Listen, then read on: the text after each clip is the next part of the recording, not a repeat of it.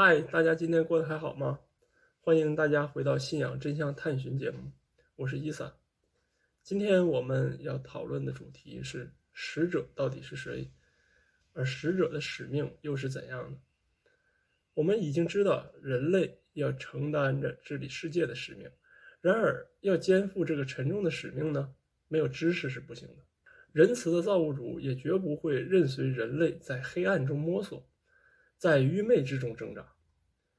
他必须将真知灼见告知于他的仆人，也就是大地上的代理者。于是呢，从亚当开始，他就开始陆陆续续的派遣使者、先知或圣人，把除造物主之外绝无应受崇拜的这个真理传达给人类。通过使者，他告诉我们，除他外绝无应受崇拜的，只有遵守主的引导，才能获得成功的道路。还告诉我们，伟大的造物主要考验我们每个人的善恶，要在大地上执行公正，要给每个善良的人以优厚的报酬，要给每个罪恶的人以相应的惩罚。就是这样，他通过历史上无数的先知，向行善者报以赏赐的喜讯，向作恶者给予惩罚的警告。如在古兰经中说，我曾派遣许多使者报喜信，传警告。那么使者先知又是谁呢？伊斯兰并不神化任何先知，并不认为任何先知或圣人值得崇拜。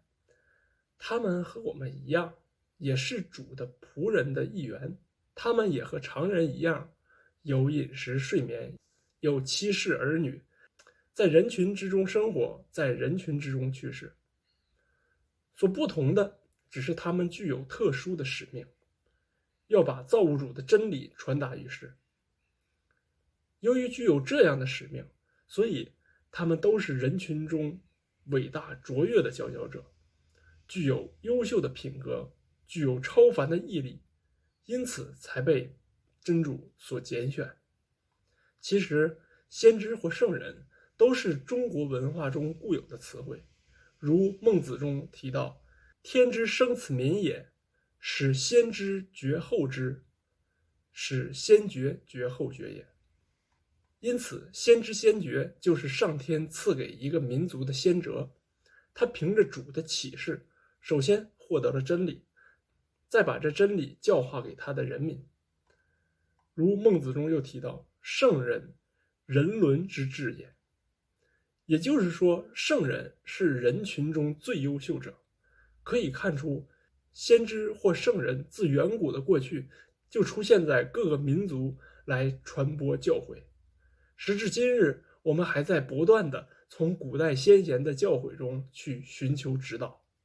假若没有先知的教诲，任何民族不可能获得开化，不可能获得文明。世界几大古国之所以在远古时期就已经产生了灿烂的文明，有哪一个不是受于民族先哲们的智慧训诫呢？现代社会科学发达，但人类还是要从基督文化、古希腊文化或儒家文化中汲取营养。这足以证明先知先哲在人类历史上为传播真理、启迪愚昧无知所起到的巨大的作用。那么，古代不是落后野蛮的社会吗？今天不是文明发达的社会吗？不是。伊斯兰认为，昨天并不一定落后，今天也不见得就摆脱了愚昧。任何民族、任何社会，当他顺从了真主的教导，就能够产生灿烂的文明。当他背离了真主的教导，虽然已经到了21世纪，也只能居于蒙昧的深渊。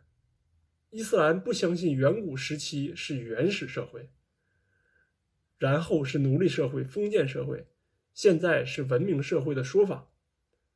那么伊斯兰是怎样认为呢？伊斯兰认为只有文明社会和愚昧社会之分。